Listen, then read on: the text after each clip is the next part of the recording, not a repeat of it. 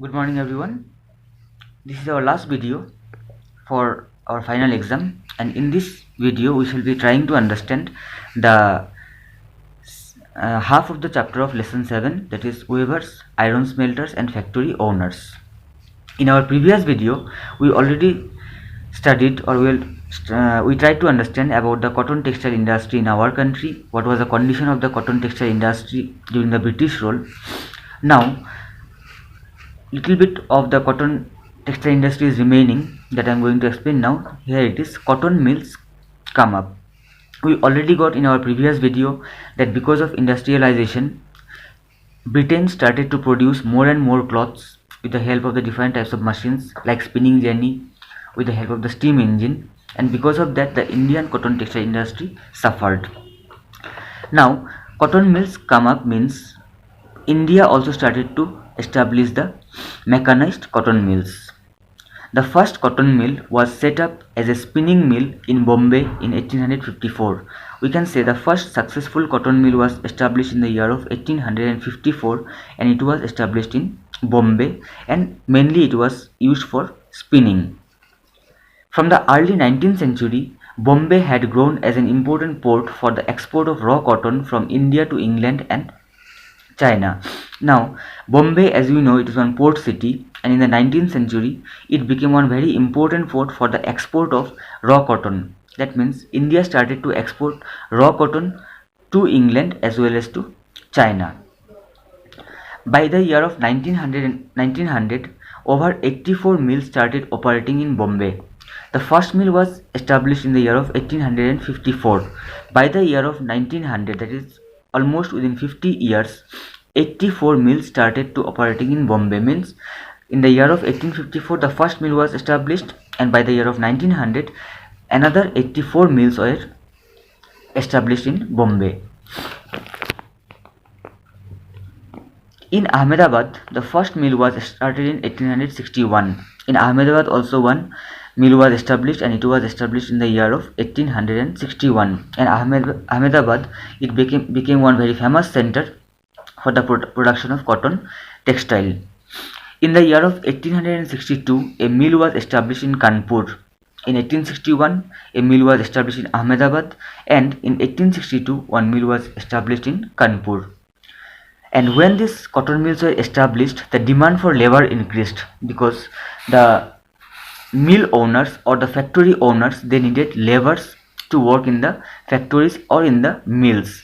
And that's the reason why thousands of poor peasants, artisans and agricultural laborers moved to the cities to work in the mills. In our previous videos or in the previous chapters, we already got that because of the British rule, because of the different laws passed by the British, the peasants, the artisans or the different agricultural laborers, they suffered, and now they got a chance to work in the mills, and that's why they started to move towards the cities for working in the mills. So that was about the establishment of cotton mills in India. Well, now we are going to deal with the last part of this chapter, that is iron and steel factories come up in India. About iron and steel industry, I already explained you in the chapter Industries of Geography. Now here we are going to study how the iron and steel factory was established in India. In the year of 1904, we can say the journey of establishing iron and steel industry in our country was started in the year of 1904 in the month of April. In the month of April in 1904, two persons, one was Charles Weld. Charles Weld, he was one American geologist. You know what is the meaning of geologist? They generally study about the quality of land or soil, or to know if any mineral is available or not. Another person was Dorabji Tata. Dorabji Tata, he was the eldest son of Jamshedji Tata. I hope everybody have heard the name of Jamshedji Tata. Dorabji Tata, he was a son of Jamshedji Tata. Dorabji Tata, along with the American geologist whose name was Charles Weld, they were traveling in Chhattisgarh. In Chhattisgarh, they were traveling in search of iron ore deposits. This Dorabji Tata, actually he wanted to establish one iron and steel factory in our country, and that's why he, along with the American geologist Charles Weld, they started to travel Chhattisgarh in search of iron ore deposits. They searched for many days, and one day, after traveling for many hours in the forests, Weld and Dorabji came upon a small village and found a group of men and women carrying basket loads of iron ore. One day, what happened when Weld and Dorabji they traveled for many hours, they saw a group of men and women, they were carrying basket loads of iron ore. Means finally they could find some people who were carrying the iron ore in baskets. These people were Agarias. You should know about the Agarias. Agarias were the tribes of Chhattisgarh who generally used to carry the iron ores. When asked where they found the iron ore, the Agarias pointed to a hill in the distance. Now, Dorabji Tata as well as Weld, they asked these Agarias that from where they got the iron ore, and when they were asked about this, they pointed towards a hill in a distance. Means in some distance there was a hill, and they said that these Agarias they told that they got the iron ore from that particular hill.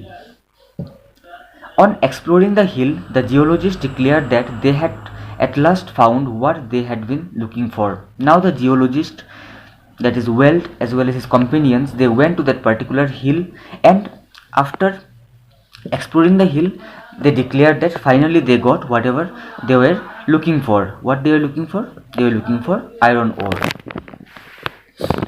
Rajhara Hills had one of the finest ores in the world, and the name of that particular hill was Rajhara Hills. And these Rajhara Hills, it had the finest ores in the world.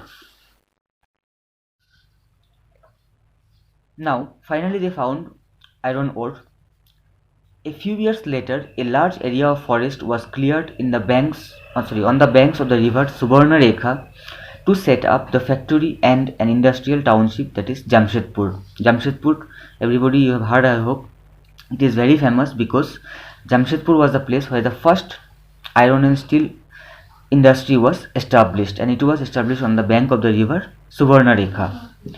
The Tata Iron and Steel Company began producing steel in the year of 1912, and finally in the year of 1912, the Tata Iron and Steel Company, in short it was known as TISCO, T-I-S-C-O, Tata Iron and Steel Company, it started to produce steel in the year of 1912.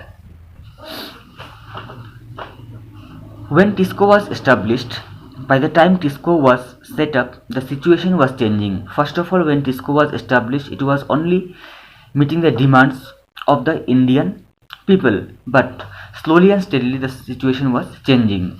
In the year of 1914, the First World War broke out. The First World War, it was started in the year of 1914.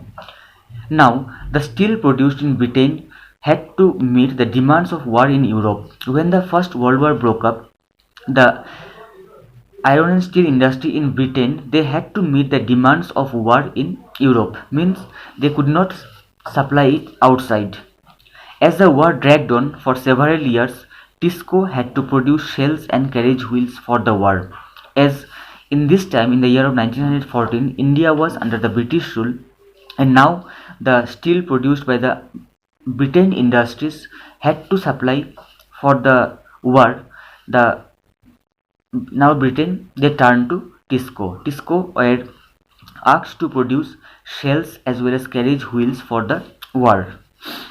By the year of 1919, the colonial government was buying 90% of the steel manufactured by TISCO. See, in the year of 1914, the war started, and by the year of 1919, within 5 years, Britain was purchasing 90% of the total steel produced or manufactured by TISCO. That means the production of TISCO increased, the demand for the steel or iron manufactured by TISCO was also increased.